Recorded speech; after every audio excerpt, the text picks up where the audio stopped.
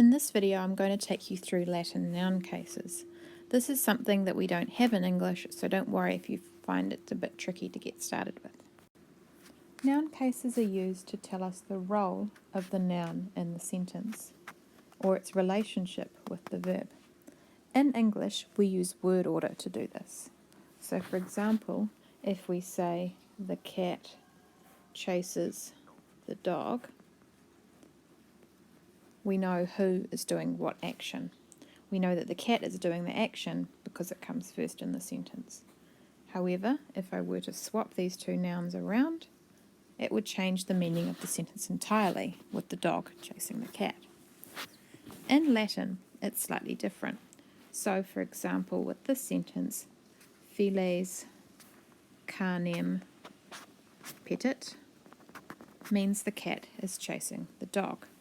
This is because of the endings on the nouns.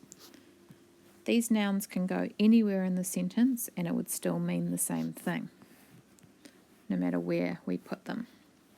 However, if we want to change the meaning, we need to change the ending. So if we want to reverse them round, we would say canis felem petit.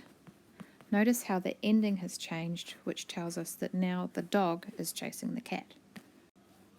The nominative case is used for the subject of the sentence. That means the noun which is doing the verb. These are usually, but not always, the first word in a Latin sentence. The main way that we can recognize them is by the endings. So for declension 1, the ending is A for singular, or AE for plural.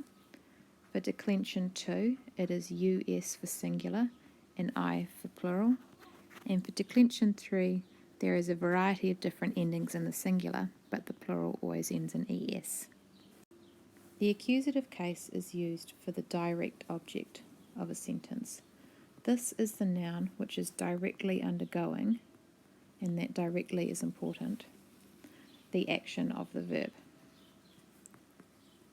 It's usually, but not always, the second word in a Latin sentence. They're a bit more easy to recognise because of their endings. Declensions 1, 2, and 3. The singular always ends in M, so AM for declension 1, UM for declension 2, and EM for declension 3. The plural always ends in S, so AS declension 1, OS declension 2, and ES declension 3.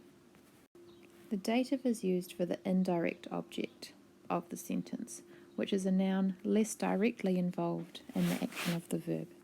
In English, we indicate this using two different prepositions, so you need to translate it either using the word to or for. The endings are as follows: declension 1, AE for singular and IS for plural. Declension 2 is O for singular and IS again for plural. And declension 3 is I for singular and ibus for plural. Make sure that you always translate the dative using the word to or for. Here are all the endings in one place. Follow along with me and see if you can get them right. So, going down in columns, we have A for nominative singular, AM for accusative singular, and AE for dative singular. The plurals, we have AE again for the nominative, AS for the accusative, and IS for the dative.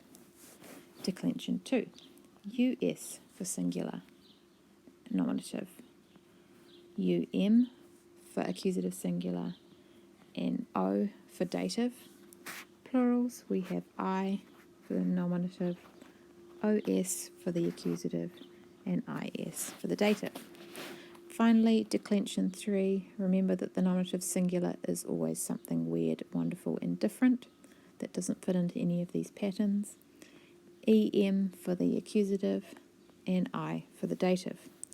The plurals are ES and ES for the nominative and accusative plural, and ibus for the dative plural. You should know all these off by heart. If not, learn them now. They're just as important as your times tables.